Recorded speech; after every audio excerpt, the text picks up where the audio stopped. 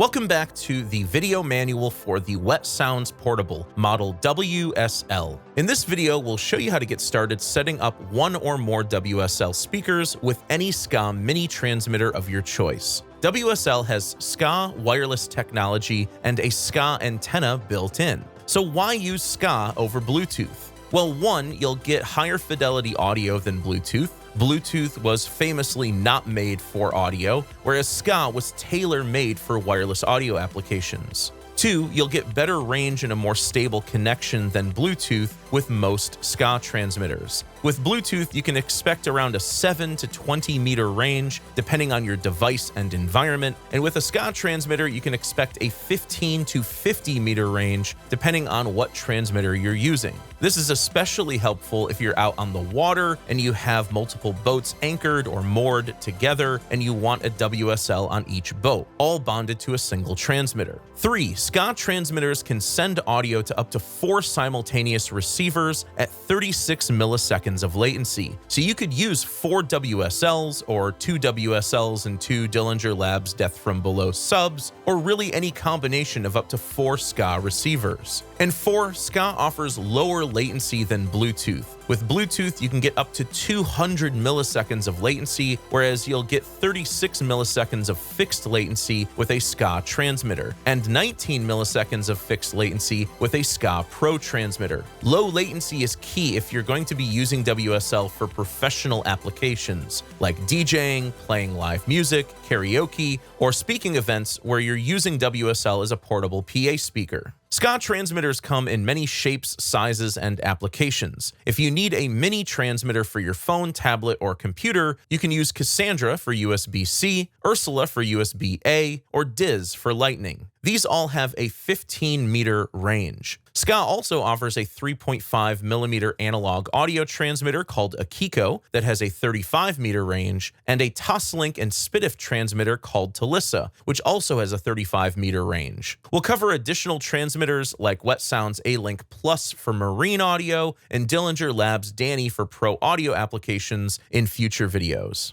To get started, power on WSL, and if needed, tap the power button until you are in SKAA mode. You'll know you're in SKAA mode when the SKAA bond button is illuminated. Pop your SKAA mini transmitter into your device and play some music. Here I'm using Cassandra in my iPhone. WSL should automatically bond to your SKAA transmitter and start playing the audio. You'll know WSL is bonded to a transmitter when the bond button is shown in a bright amber color. If you see a dim amber color, this means WSL has not bonded to a transmitter and is awaiting signal from an active transmitter in range. If WSL doesn't automatically bond to your transmitter, or it bonds to the wrong transmitter, double tap the bond button to explore for a new transmitter. Once you see a bright amber color, it's bonded, and you can then press and hold the bond button for a few seconds to save that transmitter to WSL's green list. The green list is a favorites list that allows you to save up to 10 of your favorite transmitters. So right now, I just have the one Cassandra in my iPhone green listed. But if I bring in another transmitter plugged into my iPad, for example, I can play audio from this source and then double tap the bond button again to explore for and bond to this transmitter. Then I can press and hold the bond button again to save this transmitter as well.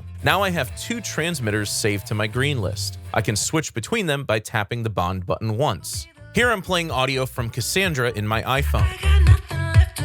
And if I tap again, it switches back to Cassandra in my iPad.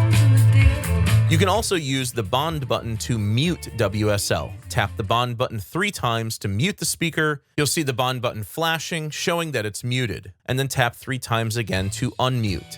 And if you need to clear out your green list and start from scratch, tap the bond button 6 times to perform a factory reset. Your entire green list will be forgotten and you can start over. Let's go ahead and just add 1 transmitter back to the green list. It's important to note that the green list is not only a way to save your favorites, but it also makes sure that anytime you power down WSL or power down the transmitter and then power them back on again, WSL will automatically rebond to your green listed transmitter that is selected. So you can effectively set this up once and never worry about it again. And the other great thing about bonding to a SKAA transmitter is that the bond is established with the transmitter itself, not the device you're playing audio from. So you can move your transmitter to a different device and still play audio without needing to repair devices like you'd have to do with Bluetooth. And remember, you can have up to 4 simultaneous receivers bonded to any SKAA transmitter. So if you have 2, 3, or 4 WSLs, simply repeat this process of bonding and greenlisting on each speaker. Stack up your WSLs for even more power, or put WSL on a speaker pole on top of a Death from Below sub to reinforce the bass. DFBs are SKAA receivers too, so you could just as easily use 2 WSLs on top of 2 DFBs